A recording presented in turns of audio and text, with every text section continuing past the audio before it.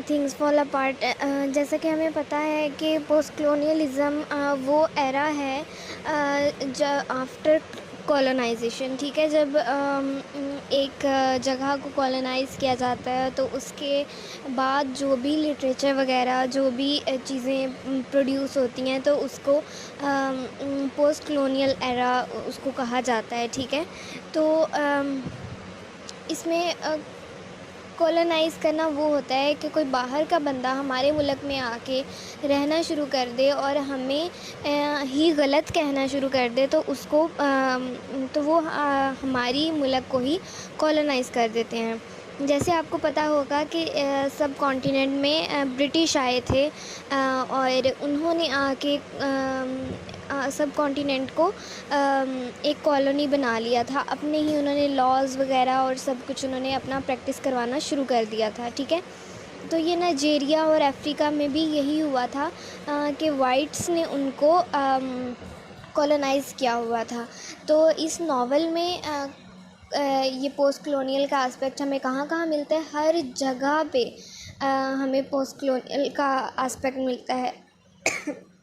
देखो, पहले Igbo society और उसके सारे जो ट्रेडिशंस होती हैं, कस्टम्स होते हैं, उसको बताया गया है। लेटर ऑन जो मिशनरीज़ आ जाते हैं और फिर कॉन्गो के उसके साथ कॉन्फ्लिक्ट्स शुरू हो जाते हैं, ये सब, ठीक है।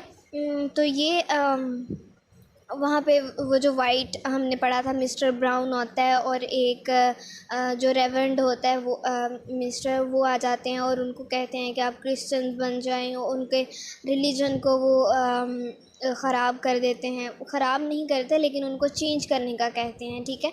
और इसके अलावा उनको अपनी ही तालीम देते हैं। जैसे जब ब्रिटिश इधर बरसगीर में आए थे तो उन्होंने इंग्लिश लैंग्वेज को प्रेफर किया था, ठीक है। तो हम इसको ही सही समझते थे, लेकिन तो वहाँ पे ब्रिटिश कह रही हूँ, जहाँ पे वहाँ पे जब यूरोपियंस गए थे अफ्रीका में, तो उन्होंने अपनी लैंग्वेज, अपना कल्चर, अपनी एजुकेशन सब कुछ उनको सिखाना शुरू कर दिया था, ठीक है। तो हमें बहुत सारे एस्पेक्ट, जैसे नवॉय जो है वो भी क्रिश्चियन हो जाता है जब उसको वो कहते हैं क्रिश्चियन होने का, तो वो भी क्रिश्चियन हो जाता है। तो इस तरह के बहुत सारे एस्पेक्ट्स हैं इस नावल में पोस्ट कलोनियल के, ठीक है। तो अभी ये मैंने आपको एक जनरल सा इंट्रोडक्शन दिया है और अभी पढ़ते हैं। It is now popular to argue that the post colonial literature are primarily concern with the writing back to the center by active engagement in the process of questioning and traversing colonial discourse। ये McLeod एक theorist है, ये उसने कहा था कि post colonial literature are primarily concern with writing back to the centre. अब centre किसको कहते हैं? जो real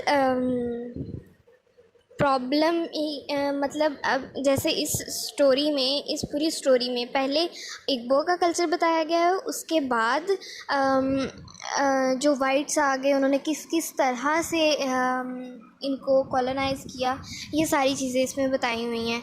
according to Orell is also a theorist and a critic also. He says when approaching a post-colonial text, the writer has an answer to some key issues that include the use of indigenous cultural tradition, the appropriation of English, and the impact, whether ये bracket में है, whether cultural, psychological or political, of colonialism and its aftermath। तो ओरेले कहता है कि जब हम एक पोस्ट कलोनियल टेक्स्ट जो है वो लिख रहा है राइटर, तो उसको अवेयरनेस होनी चाहिए उसके इश्यूज़ की। जो की इश्यूज़ हैं, सबसे पहले तो है उसको इंडिजिनस पीपल, जो वहाँ के नेटिव पीपल हैं, उसके कल्चरल ट्रेडिशंस का पता होना चाहिए। उसके बाद उसको इंग्लिश लैंग्वेज आनी होनी चाहिए और एंड द इम्पैक्ट, और उसको कॉलोनियलिज़म ने क्या क्या इम्पैक्ट छोड़े हैं वहाँ के लोगों पर, वो सब पता होना चाहिए, चाहे वो कल्चरल हो, चाहे वो साइकोलॉजिकल और पॉलिटिकल हो।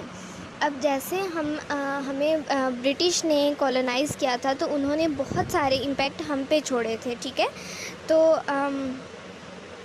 अब अगर कोई राइटर उठ के पोस्ट कॉलोनियल के बारे में लिखना शुरू हो जाए, यहाँ पे जो सब कॉन्टिनेंट में कॉलोनाइजेशन हुई थी, तो उसको सबसे पहले 3 चीज़ों का पता होना चाहिए। उसको सबसे पहले बड़े सगीर के लोगों की जो कल्चरल ट्रेडिशंस थी उसके बारे में पता होना चाहिए। उसके बाद उसको प्रॉपर इंग्लिश आनी होनी चाहिए, और उसके बाद उसको इन सारे इम्पैक्ट्स का पता होना चाहिए कि कौन कौन से इम्पैक्ट्स छोड़े हैं उन्होंने, ठीक है। These 3 principal issues are scrupulously and efficiently dealt with the HBI in Things Fall Apart। तो ये सारे जो issues हैं, ये HBI who is the writer of Things Fall Apart, उसने ये सारे aspects जो हैं वो बहुत अच्छे से डील किए हैं। The novel illustrate the cultural tradition of the indigenous Igbo। तो जो इग्बो सोसाइटी है उसके कल्चरल ट्रेडिशंस को इलस्ट्रेट किया गया है इस नावल में। It demonstrates cultural, psychological and political impact of colonialism on the Igbo। तो जो भी उन पे कल्चरल, साइकोलॉजिकल और पॉलिटिकल इम्पैक्ट्स हुए हैं इग्बो सोसाइटी और वहाँ के लोगों पे, वो सब इसमें डिमॉन्स्ट्रेट किए गए हैं। And for making these 2 points of demonstration successful, HBI resorts to the English language as the medium of expression. तो उसने HBI ने इंग्लिश लैंग्वेज को एज अ मीडियम यूज़ किया है अपना मैसेज कन्वे करने के लिए, क्योंकि अगर वो कोई और मैसेज लिखता तो ज़्यादा लोगों तक वो नहीं पहुंच सकता था। Among the 3 major issues inherent in the post-colonial text stated by O'Reilly, the first one, indigenous cultural traditions, will get more important since it is more related to the topic of its paper. Okay, Edward Said is also a theorist, and he says in Orientalism is a book by Edward Said. Edward Said in Orientalism argues that the fabricated Orient was a European invention and had been since in antiquity of place of romance, exotic beings, haunting memories and landscapes, remarkable experience. आगे है France Fanon. France Fanon is also a theorist and a literary figure. He is also an essayist.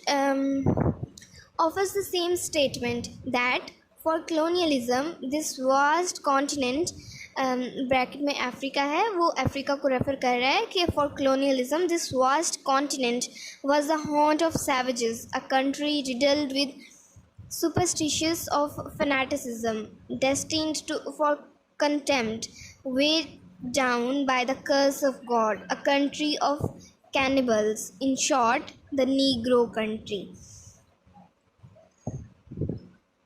ठीक है, अभी इसमें words use हुआ है savages का। Savages कहते हैं जिसको कोई अक्ल शाऊर नहीं होता, ठीक है। तो ये अफ्रीकन्स के लिए ये वर्ड्स यूज़ किया जाता था बाय वाइट्स।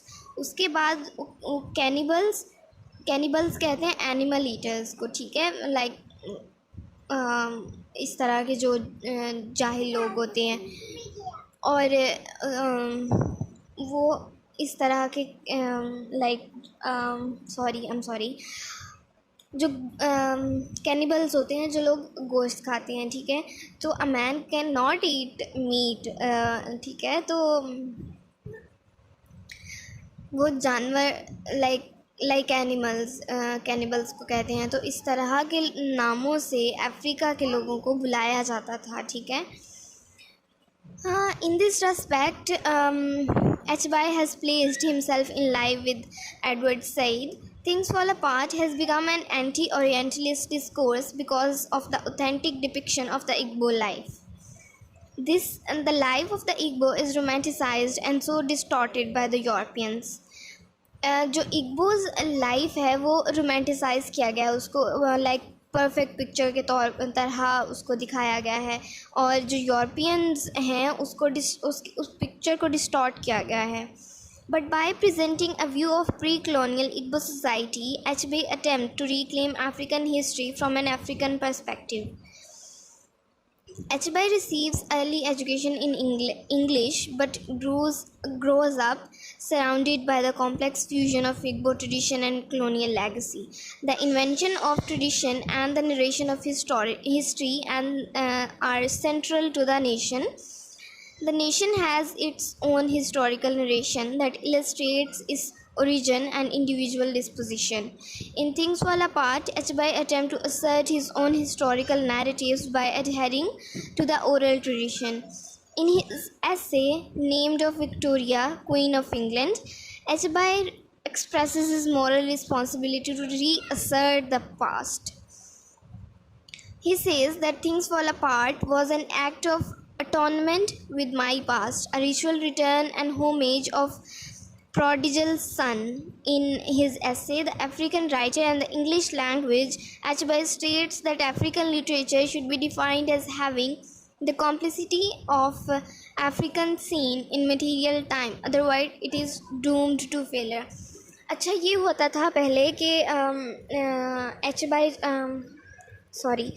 बाय का ये नावल लिखने से पहले ये होता था कि जो अफ्रीकन्स की सफरिंग्स हैं और सारी प्रॉब्लम्स हैं उसको रोमांटिसाइज़ किया जाता था. रोमांटिसाइज़ करने का मतलब कि उनको अच्छा करके दिखाया जाता था. ठीक है, तो एच बाय ने कहा कि I feel that this is my responsibility कि वो ट्रू पिक्चर दिखाए कि असल पिक्चर है क्या, किसने किसको तकलीफ़ दी है. Achebe presents to us an all-encompassing and meticulous depiction of the pre-colonial Igbo society in Things Fall Apart. One major purpose of his writing novel is writing back to the Europeans or to the colonizers who have long been misrepresented Africa through their fabricated stories about Africa's long practiced tradition and culture. तो वो African culture की जो stories थी वो उसको negatively portray करते थे और उस तरह पोर्ट्रे नहीं करते थे जो सच्चाई होती थी. जैसे कि हमने टीपू सुल्तान में पढ़ा कि उसको बहुत नेगेटिवली प्रेजेंट किया गया था. और इसी तरह एचबाई जो है he is trying to portray the true picture of Africa in front of the Europeans and the whites and to the world. Okay, end of part 1. Next I will discuss in part 2.